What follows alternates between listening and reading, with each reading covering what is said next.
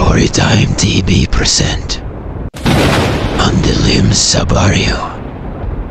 Para kay Benjo, Lily, Noman, at Sandra, ang maiksing bakasyon sa probinsya ay tila isang piraso ng langit.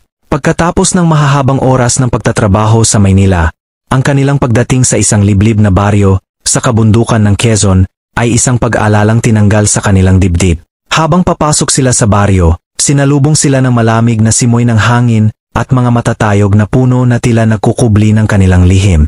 Inanyayahan sila ng isang matandang lalaki, si Mang Teroy, na nagsilbing gabay nila patungo sa isang lumang bahay na kanilang tutuluyan. Dito kayo matutulog, sabi ni Mang Teroy habang itinuturo ang bahay na gawa sa kahoy at may bubong na nipa. Huwag kayong lalabas kapag malalim na ang gabi. Mag-ingat kayo sa aswang. Nagkatinginan ang apat at napangiti. Iniisip na ito'y isa lamang kwento upang takutin sila. Ngunit sa kanilang pagpasok sa bahay, naramdaman nila ang bigat ng kasaysayan at misteryo ng lugar.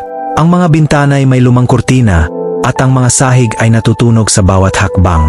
Kinagabihan, matapos ang isang mahabang araw ng pamamasyal at pagkain ng mga lokal na putaheng inihain ni Mang Teroy, nagpasya silang magpahinga.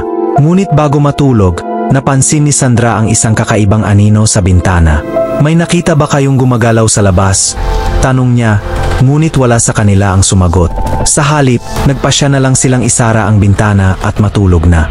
Isang malamig na hangin ang dumaan sa loob ng bahay at bumangon si Lily upang isara ang pintuan. Ngunit sa kanyang paglapit, nakita niya ang isang pares ng pula at nakakakilabot na mga mata na nakatitig sa kanya mula sa dilim. Nagsisigaw si Lily, ginising ang iba. Agad-agad, bumangon sila at nakita ang anyo ng isang malaking nilalang na parang halimaw, isang aswang, sa labas ng kanilang bintana. Sinubukan nilang magsiksikan sa isang sulok ng bahay, ngunit biglang bumukas ang pintuan at pumasok ang aswang. Ang kanyang mga pangil ay kasing talas ng patalim, at ang kanyang balat ay matigas na parang bakal. Takbo, sigaw ni Noman habang pilit na binubuksan ang pintuan patungo sa likod ng bahay. Ngunit sa kanyang pagtakbo palabas, naramdaman niya ang matalim na kagat sa kanyang lig at bumagsak siya sa lupa. Isa-isa, tinunton ng aswang ang bawat isa.